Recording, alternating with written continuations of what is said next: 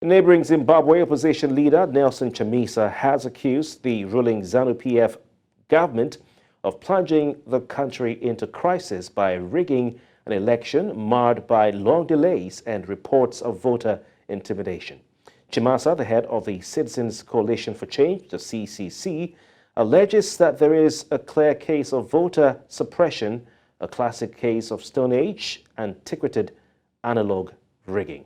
Less than a quarter of polling stations in Harare, the capital, opened on time, according to electoral authorities, who blamed the problem on delays in the printing of ballot papers.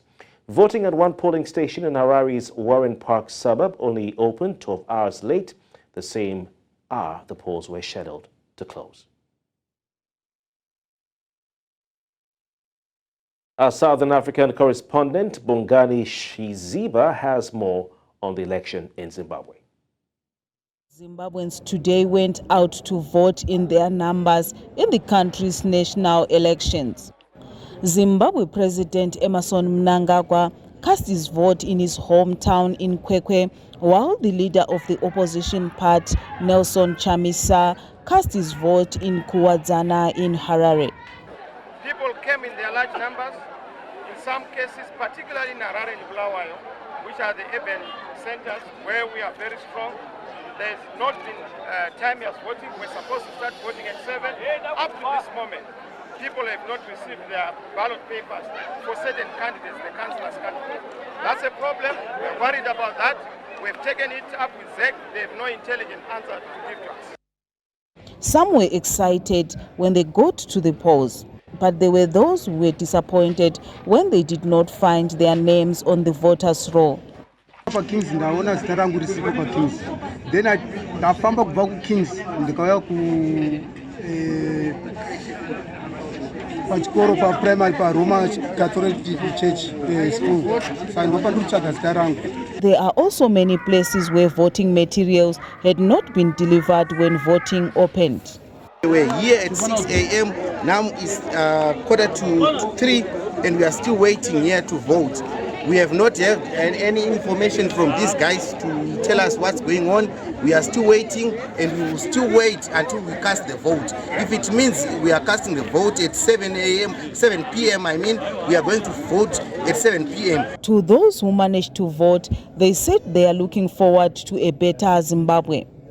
Kutitira zvakawanda mabasa kuitira kusimudzira youth yedu muchitungiza north kuti gadziriro maerasi mimigwagwa chaiyo masuweji aringodhuvhuka mvura chaiyo hatina. Meanwhile, the Zimbabwe Electoral Commission released a statement acknowledging the late delivery of ballot papers in some places. Bongani Siziba for News Central TV. Thank you very much, Bongani. We have Funye Ashley, the director of the Zimbabwe National Union of Students, Students Union ZINASO. He joins me live from Harare for more of the elections. Funye Ashley, thank you very much. Before you come on, kindly turn on your camera so we can see you because your camera is turned off.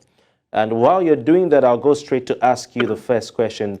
The opposition leader, Chamisa, is saying that the elections were marred by rigging and voter suppression. You know, you're in Zimbabwe. From your observation, do you share this view as well, this sentiment? Funye?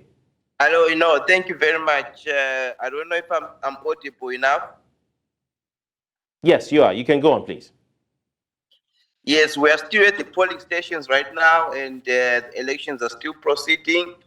The elections, this for us, I think, even for most Zimbabweans, this is a reflection of one of the biggest electoral frauds that has happened, one of the biggest election incompetence of a commission in terms of delivering on a free, fair, and credible elections.